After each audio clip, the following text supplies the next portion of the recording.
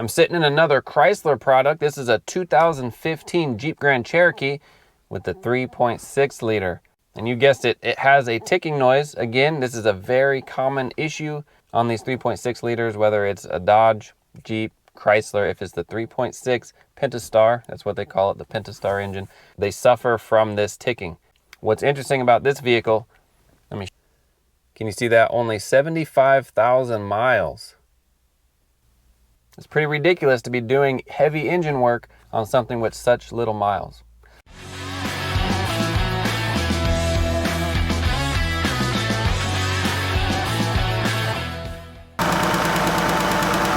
Can you hear that?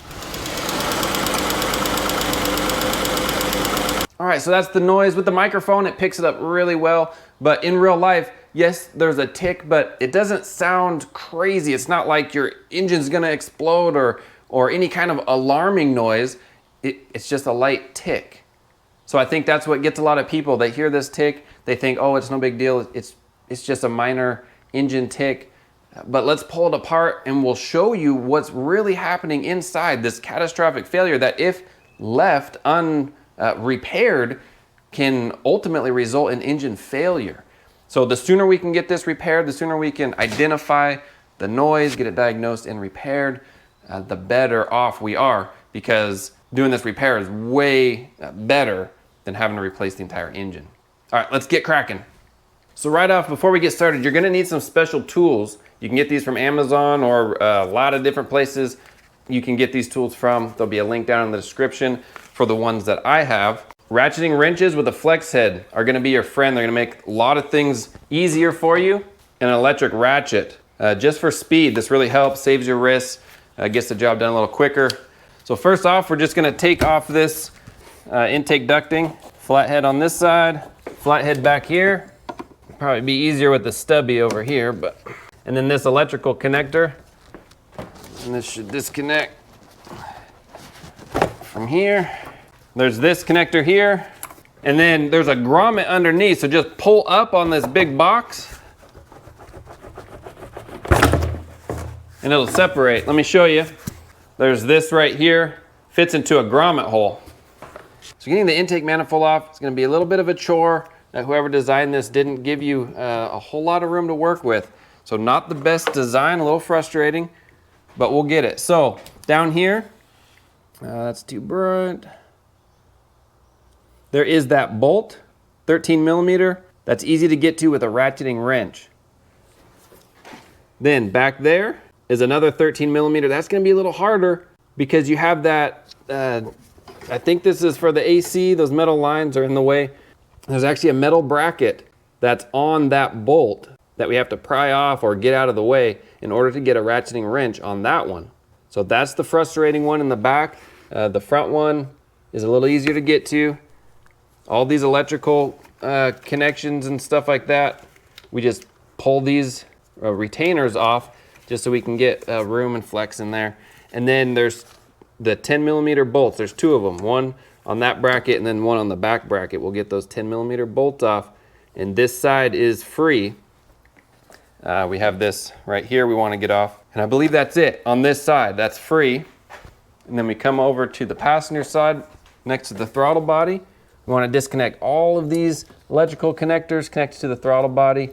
There's going to be two 10 millimeter bolts on top of this bracket. So there's one here easy to see. The other you have to feel for it, but it's back there. So two 10 millimeter bolts. Get some light back there. And then I can't really show you. Well, maybe I can. Let me see. So it's that bolt right there. You can feel it. There's an electrical harness connected to it. You want to pull that electrical harness off. Then you can get a socket on there. I believe it is 13 millimeter. So you want to pull that. We don't have to pull it all the way out, just enough so that bracket is loose. There's one up here, can be kind of a challenge. And if you can't get to it on here, as we pull the manifold off or up and out, some of that stuff will be a little easier to get to. There's a hose up here we just pop off. Okay. All right, we'll pull our purge solenoid off back here. There we go.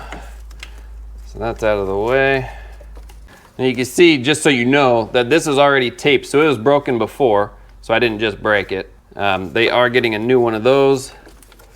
Okay, so that's out of the way.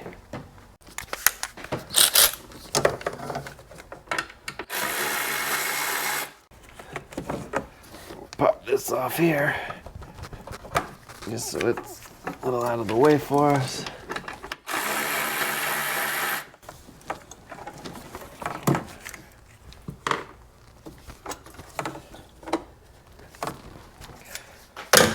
So let me show you. So I'm gonna be honest, I really struggled on this side, getting these loose. So you don't have to pull those bottom bolts all the way off. I don't know if I said that before, but just loose. So loosen those bottom, get this 10 mil off, and it's just out of the way. Same with this back one, just out of the way, loose is all you have to do. Because when we pull this up, we don't want it to snag on these brackets, so just enough. So now, we can get to these 8mm bolts. I believe there's 7 of them, and there's gonna be a hard one right here in the back.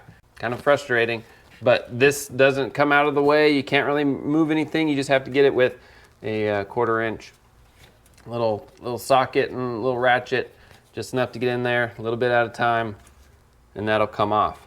So that's our next step. Then this can come up and then out, and we'll get some of those more connections and stuff in the back as needed.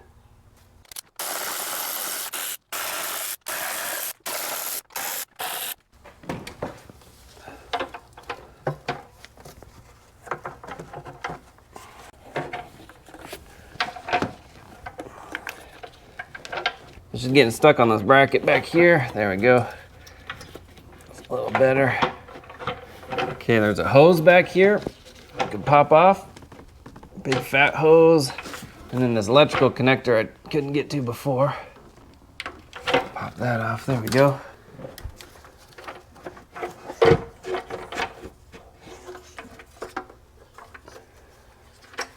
Up and out. Pull this out. Now I promise you, life does get easier once that manifold is off. If you're doing a Chrysler or Dodge Town and Country or Grand Caravan, that transverse engine, it's actually a lot easier to pull that manifold off than on this. And really the biggest problem is that they just have the engine so far back and this so low that it's hard. If it was just a smidge forward or this was a smidge higher, man, life would be great. And then of course all the AC stuff on this side is just a pain, but either way, we got it. Let's put some rags over the intake. Don't want anything falling inside. All right, next is getting our valve covers off. So this electrical harness here, we just want to pop off everywhere that it has a little, I don't know what you call that, little attachment point. We just pop those off, get this loose and out of the way. We can just pull that out of the way like that. I want to disconnect all our ignition coils and our injectors. And that'll get this harness completely out of the way for this valve cover, and then we'll pull our coils. Those are 10 mil.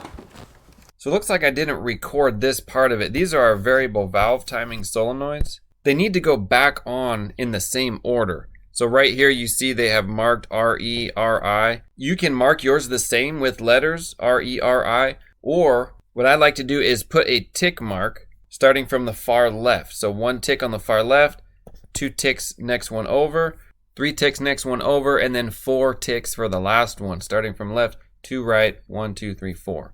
Then when I put it back on, I know that order of assembly. Because that is important. You don't want to get these mixed up or crossed with a different one. All right, so then we want to pull off our cam position sensor right here at the T30. For that, we'll pull it off. This whole thing just pops out of its hole. We'll want to pull this hose off. That's a PCV. Oh, let's see if I can do it. I might need 2 hands, but there's also 3 more T25 bolts holding that on. It'll look kind of similar to what we did on the front here, only it's just a different mechanism for the PCV system, kind of like a PCV valve right there. So 3 more bolts there. Otherwise, this valve cover will not come off. It'll hang up. You'll see that when we pull it off. But yeah, so that's what we have on this side to do.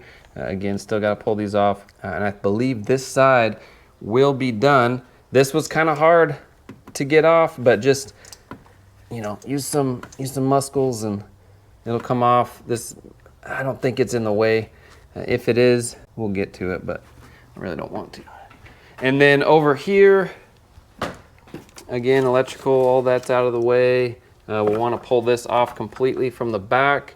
This does not have a PCV thingy-majig like that other side does, so we don't have to worry about that, just on that other side.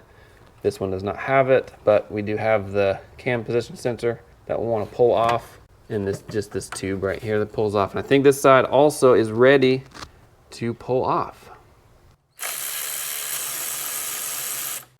So that's the cam position sensor. Just has a center bolt, will come off and then just pop it up.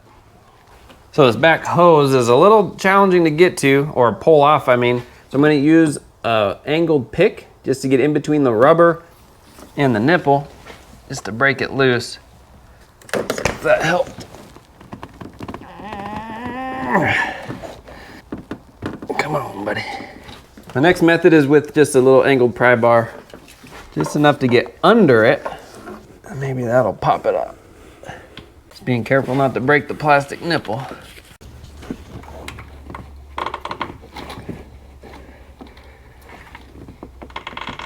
Oh my gosh, there we go. You should be able to feel, there's an electrical connector also. Let me see if I can. So I think there's just 2, not 3 bolts, but just 2 bolts. They should be T25. I'm gonna have to climb up on the car real quick. It's a little harder to get to than I want it to be. So there's this harness here is actually connected to that PCV, and it's just in the way of that bottom bolt. So let me,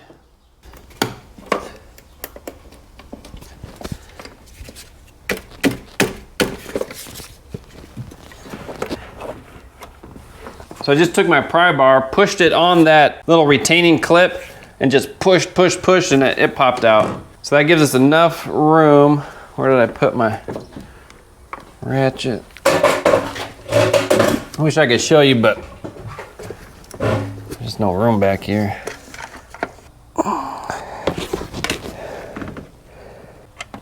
Okay. Got the bolts. This should pop out. There we go. So that's what it looks like, and it is just 2 bolts. Has a nipple, so it goes up like that. So 8mm for the bolts.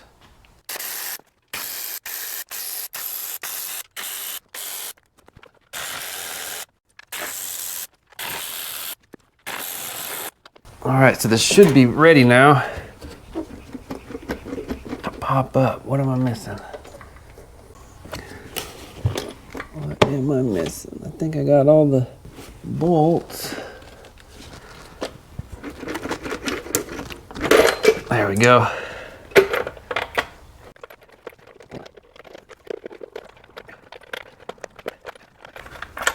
There. Whew. There's one valve cover.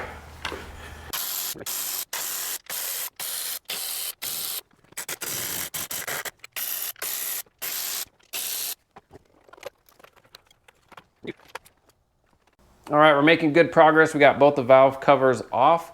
I'm gonna take a quick water break and get back to it. Then when I pull the cams off and everything, so that'll be our next step. I'll show you how to use that special tool. We'll pull the variable valve timing, oil control valves. Those will come off, and then we'll get those cams off. So that'll be next. And then I'll show you that failure, how it, pretty common. It's not because of a lack of maintenance. It's not because of anything on your part. Now, of course, a lack of maintenance may expedite certain things like this, but really it's just a defect, a flaw in the engineering of these parts. So really not anything you can do to avoid it. Sadly to say, it's just a matter of time. So I'm gonna take a water break and we'll get back to this. All right, we're back. So if you've made it this far, I do believe the hard part is over. Getting that intake manifold, those valve covers off, really is the hardest. Not because it's complicated, but because some of those bolts I don't think was thoroughly thought out where their location was. So it's just a little challenging getting to some of the bolts. Now comes the technical stuff. So we're gonna go ahead, set you up. We'll get the timing lined up. We need the timing in a certain spot, and then we'll start using those special tools. Little technical, but again, not too complicated. Once you get the feel of it, it'll feel right. You'll go yes, you'll feel confident, and we'll get it done. So let's set up the timing and start there. we'll put, I believe it's a 28 millimeter. All I have is a 29, which still works. If you have a 29, it'll work, but I do believe it's a 28. So we'll spin the engine until it lines up.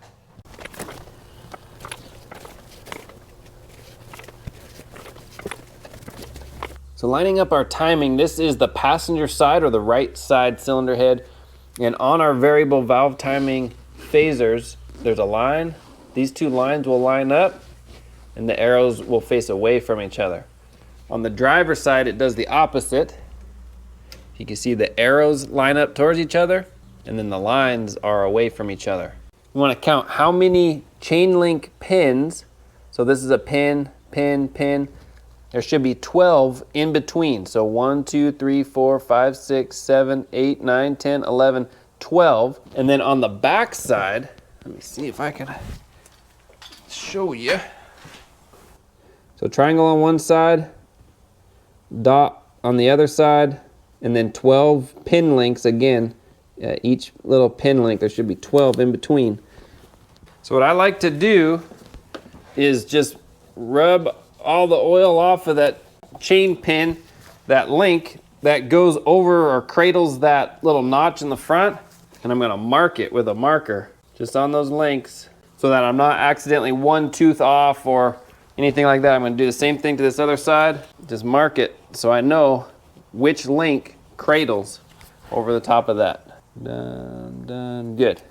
Now we'll take this special tool. There should be a right and a left, should say on it, right and left. So the right is the passenger side. We'll just stick this block right in there. It should fit in between the teeth. That's gonna lock the cam in place, these cam gears. Might need a little tap, but you just lock it in, and then we'll bust these oil control valves off, or break them loose, I mean. And then again, we're gonna wanna wipe them off and mark them so they go right back on the same phaser they came off. How I'm gonna mark mine is from left to right. I'm just gonna put a tick mark, 2 tick marks, 3 tick marks, and then 4. And now I know from left to right, 1, 2, 3, 4. And it's gonna take a 36 millimeter. I'll just break these loose.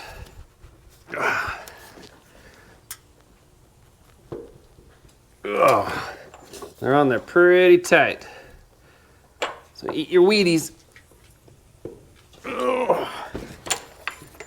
So now it's broken loose, we could take these out. We'll put them back in a second, but for right now, we'll take them out. Let me show you on the computer because it's kind of hard to explain what needs to be done. Hopefully this picture is clear enough. This is with the timing cover off. Usually the timing cover would come down like this and block all this so you couldn't see this. So this is with it off. If you look right here in the green, that's our special tool, and it goes right here in this little hole. So when you look down with a flashlight, you'll see that hole on the side, and then you just have to, your tool has a little hook on it. This hook has to go in the hole right there. Not too hard to see. Once you get your flashlight in there, you can see it right on the side there. Hard to film, but in real life, because of the angle, you can see it. That's where the tool goes. So we're gonna do the driver's side first. It's this dog bone shape here without the grooves, and then the little pin. All right, and the bone is gonna go this way. Let's set that aside. Let's find our little hole in the side of the thing right there.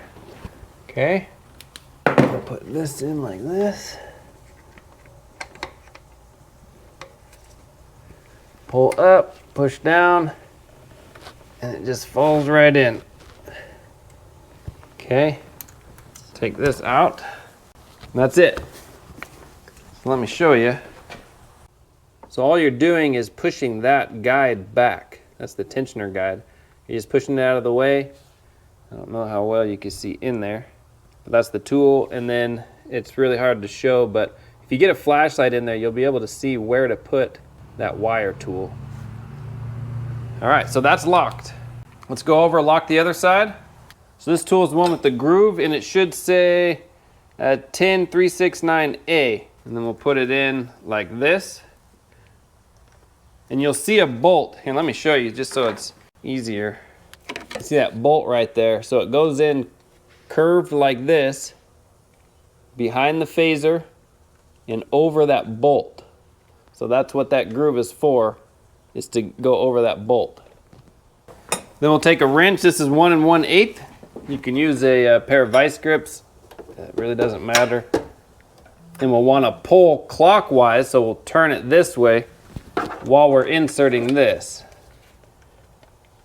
So that goes in. Let me reposition myself so my arm's not in your way. Okay, so we're going clockwise, and then we're gonna push this in at the same time. There we go. It drops into place, bottoms out, and that's it. Now you can see how loose it is.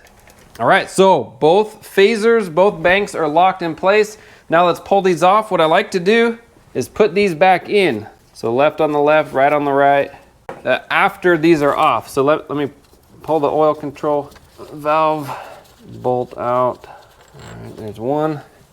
All right, so now we'll put this back in. We'll pull these off together. There we go, 1. There we go, 2. There, and I'll show you what I did. Let's do it to this side, and then I'll show you what I did. All right, so we are off the cams. You can see here, we're just free off the cams. That's all the further they need to come out. I have these locked together so that one doesn't slide over and there's too much slack on the chain. So this just kind of helps keep the tension on the chain in the meantime while they're suspended out here. Same on this side, exactly the same. So they are free and off the cam, but that's just in there so they don't slide around, and it just keeps them in place. So now we're ready to pull the cams out. And I'll have to look at the order, but I believe it's the big one, skip one, back one, over one, or it starts in the back, skips one, and then does the big one last. I can't remember, I'll have to look. But either way, that's kind of the pattern, is you do one on either end, skip one, then go back and finish it off. The cam caps, again, we'll also want them taken off and placed in a certain order so that when it goes back together, the caps go in the same order and the same orientation. That's also important. Another important thing to note is these are the wheels for your cam position sensor.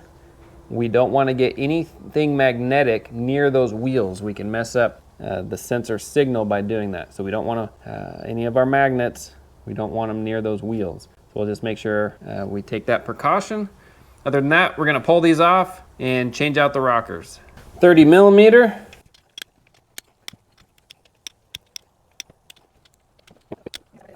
All right, so now that those are off, we'll go ahead and just pull them out, and then we have the cams free. And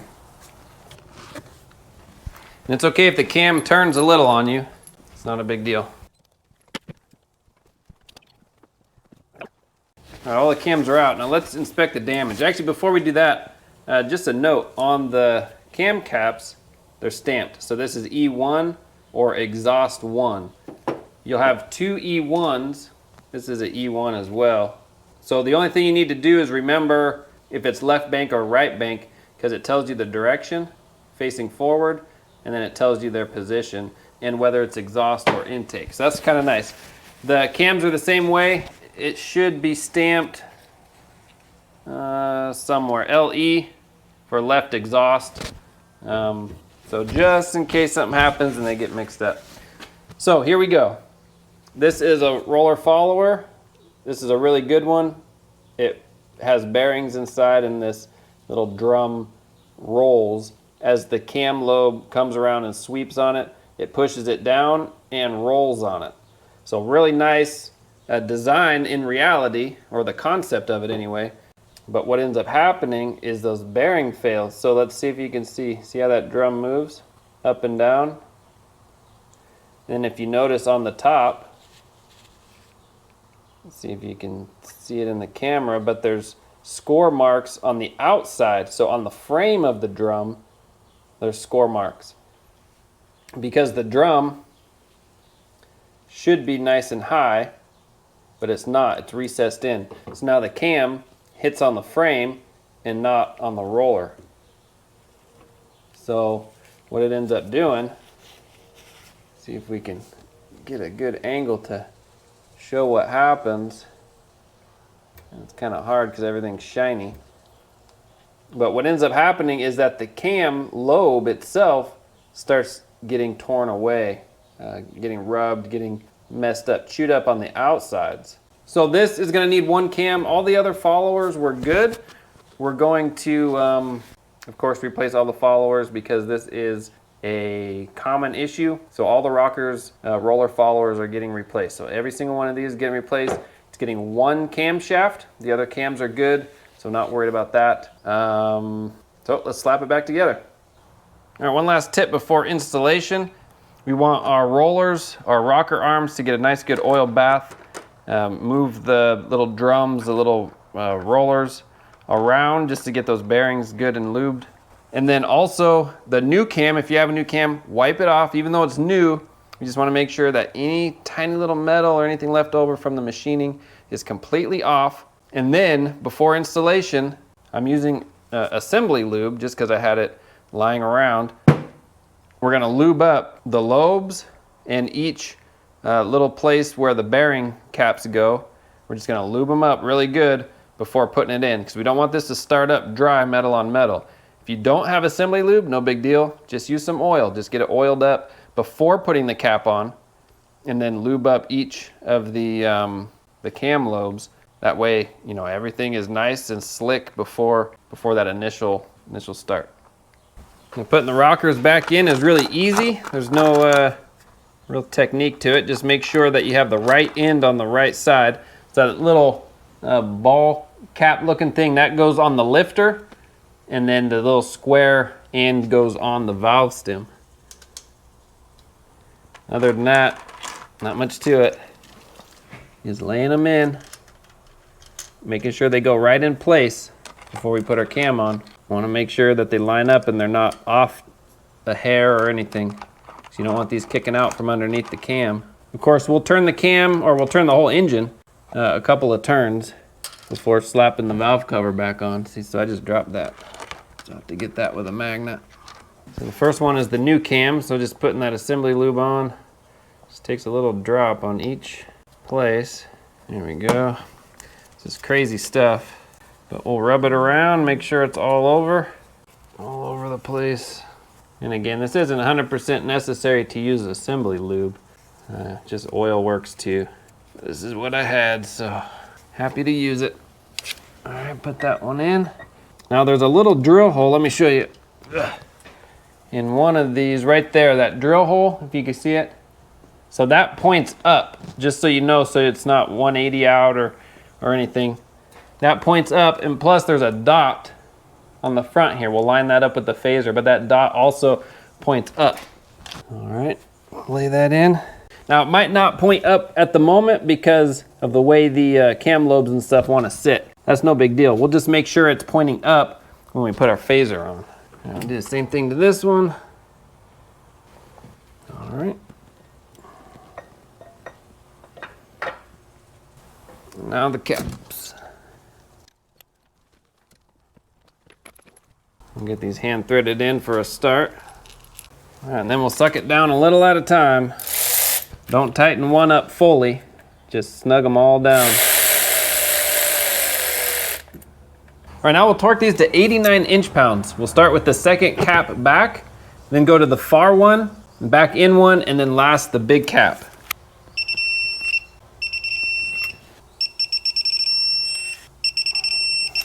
All right, this side is done. I'm gonna put the cams in on the other side and torque that down. Now both cams are in and torqued. I'm just gonna double check all my rockers one more time. They all line up. All right, now we're ready to put our bolts back on, our phasers back on. I'll show you how to line those up. All right, so hopefully you can see this. Let me get a light. Hopefully that's not too bright, but there's a little dot on the cam up here and a little dot on the phaser. We wanna line those up. Right now they're off. It's no big deal. We'll just take a pair of vice grips or our wrench, and then we can move the cam any direction that we need to get those two dots to line up. Same with this one down here. Now the dot on this one is kind of way down here, and on the phaser it's up here. So we'll have to move this counterclockwise in order to get them to line up. That's okay, you're not gonna damage anything doing this. That's just how you do it by design. So let me set you up on the stand and then so you can see what I'm doing. So I took the lock out just so I have more freedom. So we want to move this clockwise to get this lined up. Right there, you feel it? There it goes. There, and it just slides on. Now this other side, we'll have to move that in the other direction. Easy peasy. Should just go straight on. There we go. All right, that's it. So remember, all your slack is coming from this side of things. So if you need more slack, you can bring this whole cam over, and that'll give you a bunch of slack. So those are in. Let me show you the back side and what it all looks like. Put the bolts in first real quick.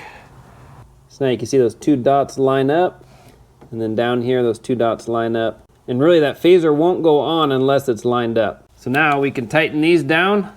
They are 118 foot-pounds. Put our locks in.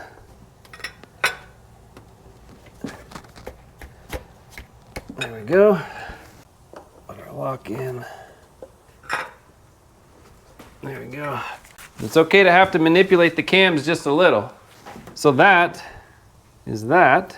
We want to make sure that our marked chain links are still in the spot that we had marked them at. We put the right oil control valve nut back in where it's supposed to go. These are locked in place. All right, ready to pull the pin. To get this side off is the same way as you put it on. We need to release tension. So we'll do this last cam here clockwise, relieve some tension, and this should be able to slide out. There we go. This side didn't need anything, so it should just come right out. 118 foot-pounds. Make sure before we do any major tightening that everything looks good. Cam phasers are all the way back, dots line up. Chain is in its spot like it's supposed to be. All the rockers are in their place. Looks good. All right, 118.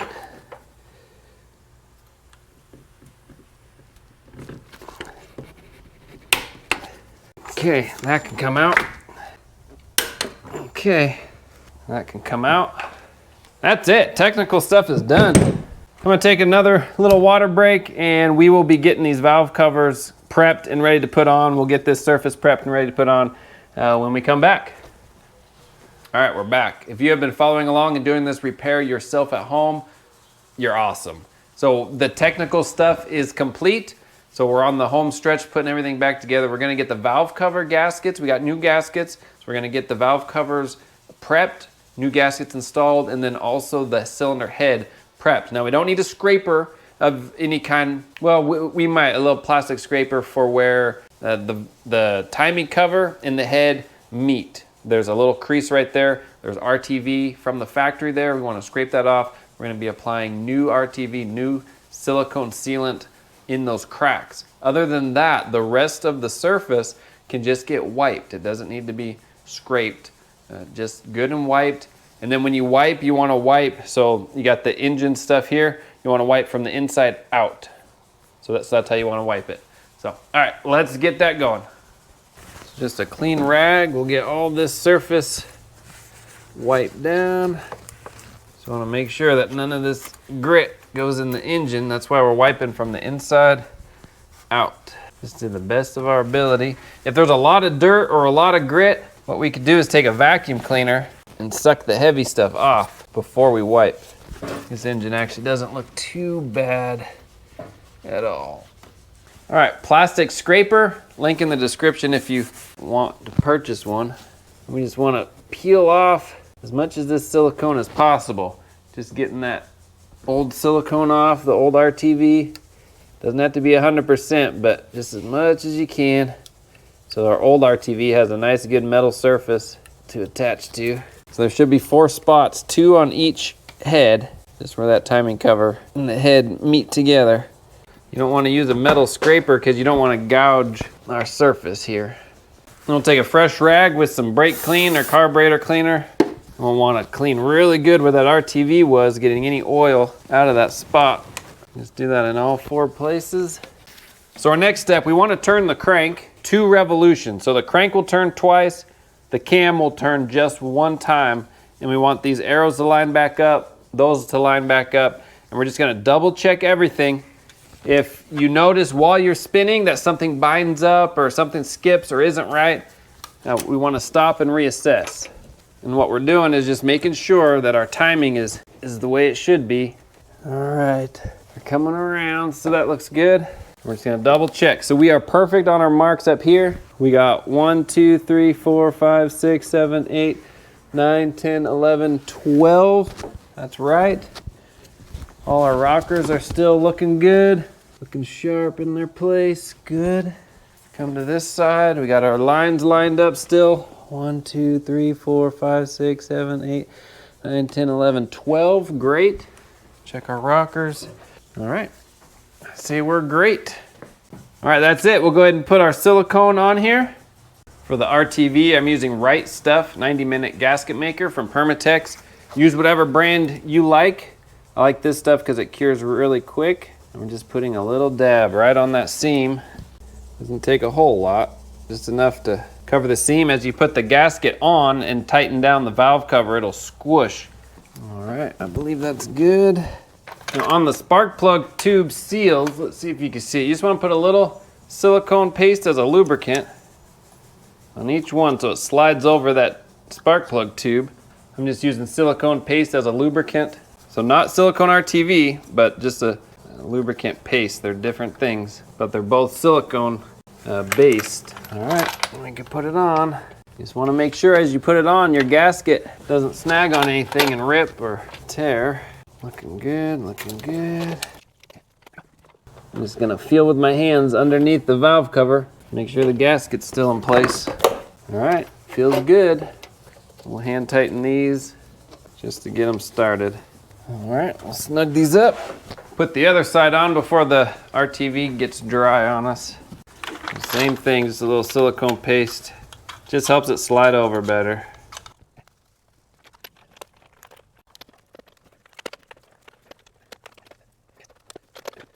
So just like the front, I'm gonna feel around and just make sure the gasket didn't fall out. There we go. Snug those down. Now these are torqued to 106 inch-pounds.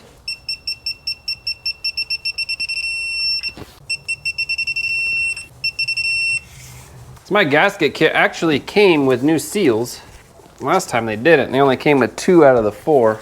But this one came with all 4 of them, so I'm gonna change them out. But Dodge says if these look good, go ahead and reuse them. There's nothing wrong with it. I'm changing them out just because I got the new ones, might as well. And then we marked ours, so they should go right back in their place. And these only need to be snug. Fill our neck back on.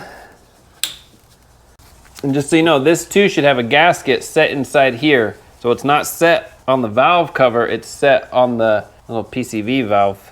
All right, let's put this pane back on. That should slip in. All right, we'll pull our gloves off for that bottom one. That's the hard one. Oh man, I dropped it. It's a tiny little bolt. The problem is, it's in a tiny little spot.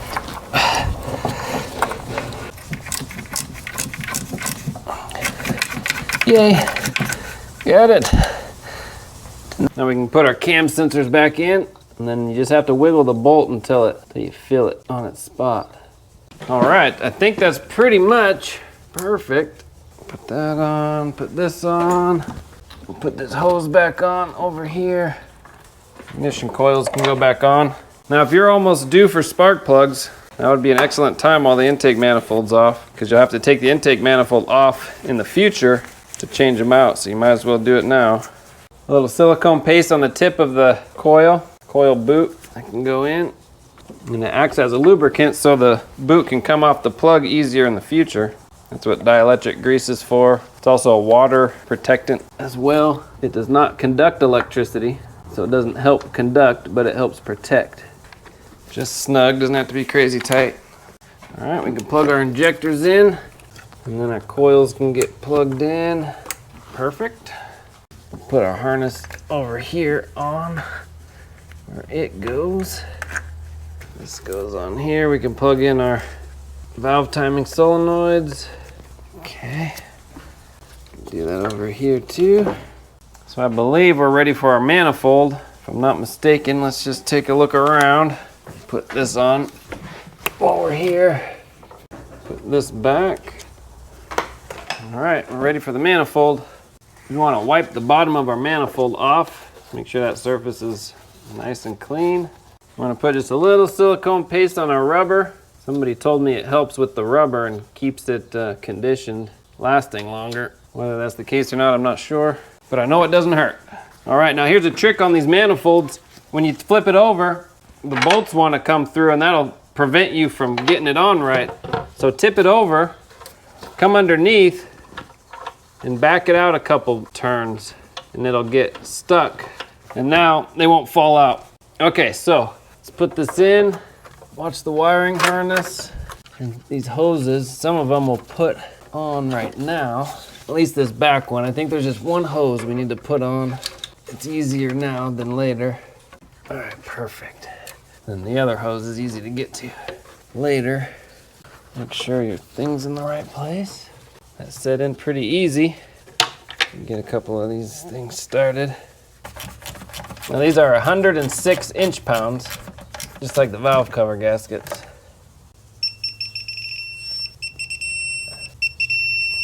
All right, so from here, all we have is to button this side up. There's one hose we can put in, really easy to get to, like that. There's electrical connectors. See, one of them swings all the way around and plugs into that back sensor. So that could have been done before we put the manifold all the way back, but I believe I can still get to it. All right, that's plugged in. All right, throttle body plugged in. Okay. So we have this bracket back here we can put back in. It's the two 10 millimeters and then that 13 in the back. So I did take the 13 mil all the way out just to get that bracket back on its upper 10 millimeters.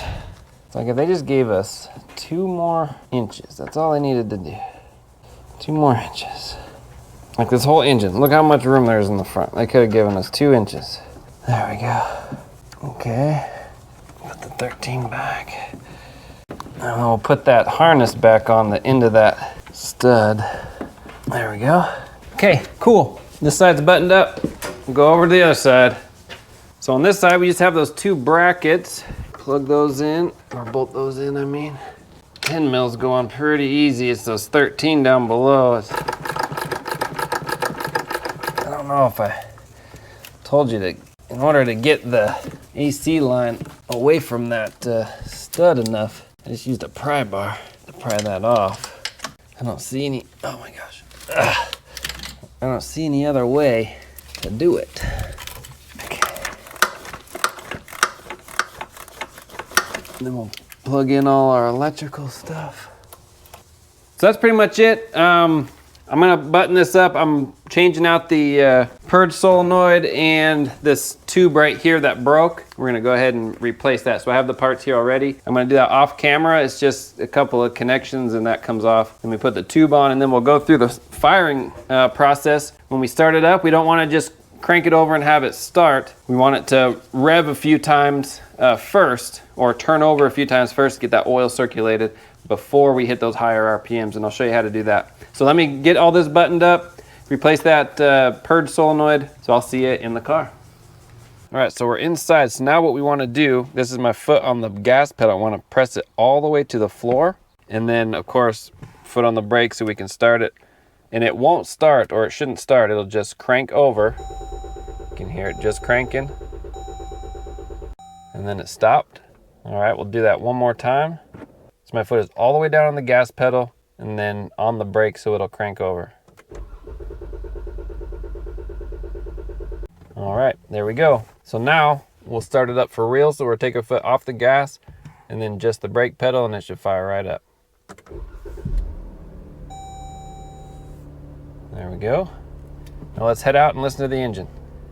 All right, there we go. Ticking noise is gone. You just hear some injectors. That's all you hear. All right, there you go. That is the repair of this potentially catastrophic issue on these 3.6 liters. This spans over a few years. The Jeep, the Chryslers, the Dodges, they all suffer from the same thing with the 3.6 liter Pentastar engine. Hopefully this was helpful. It is a little technical. There is a lot to do. So as you're watching it, gauge your skill level. Is this something I can do? Is this something I would rather pay somebody else to do? It is expensive because there's a lot of labor involved. So if you are able to do it yourself, you'll save a buttload of money just in the labor itself. But that's all I got for you. So we're gonna go ahead, take it for a test drive, and ship it off to the customer. All right, thanks for watching. Like, subscribe. See you on the next one.